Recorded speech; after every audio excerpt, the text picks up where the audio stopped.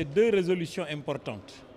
Une première résolution sur le contexte économique dans lequel vit le Sénégal et qui est une crise mondiale. Et nous avons identifié la complexité des problèmes, mais aussi nous avons regardé les réponses que le gouvernement a eu à apporter sous la direction du président Macky Sall. Il était important qu'on le fasse parce que vous le savez, le monde est en crise depuis 2019.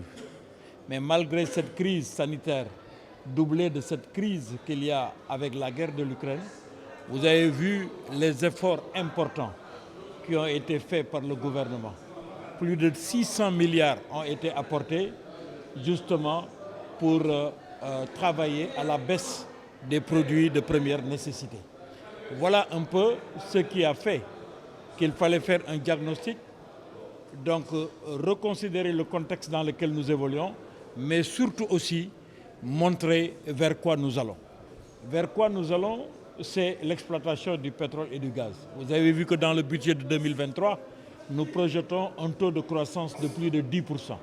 Pour la première fois, le taux de croissance au Sénégal va atteindre les 2 chiffres. Comment nous devons gérer ces ressources? Comment nous devons utiliser ces ressources dans le cadre de l'investissement productif, mais aussi apporter des solutions au questionnement des jeunes, au questionnement des femmes et même réfléchir aux générations futures qui ne sont pas encore nées.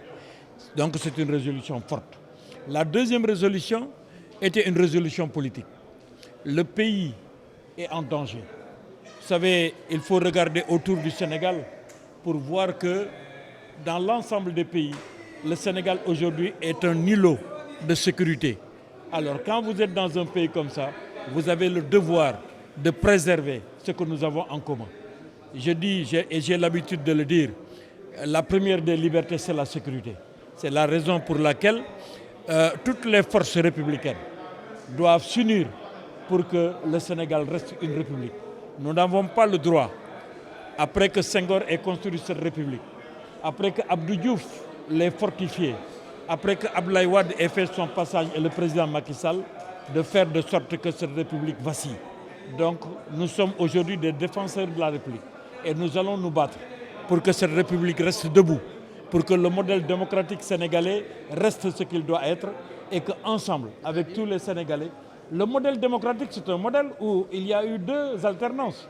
Et alors, vous savez, s'il n'y avait pas de modèle démocratique, on n'aurait jamais connu de l'alternance politique au Sénégal et que les gens se sont réveillés pour aller travailler. Dans la résolution, vous avez annoncé l'accompagnement du président. Est-ce que cela dit que vous allez l'accompagner pour un 2e, 3e mandat? Non, on n'en est pas là. Nous aurons un candidat. Je l'ai encore dit. Benno Bokk Yakaar ne peut pas ne pas avoir un candidat. Quel que soit ce candidat, nous allons nous battre pour que ce candidat gagne. Mais qui sera le candidat? Ce n'est pas au séminaire de le dire. Mais nous allons nous préparer, nous allons nous restructurer, nous allons nous travailler d'arrache-pied dans la cohésion pour que demain, le candidat de Benno Bokk Yakaar passe et qu'il passe au premier tour.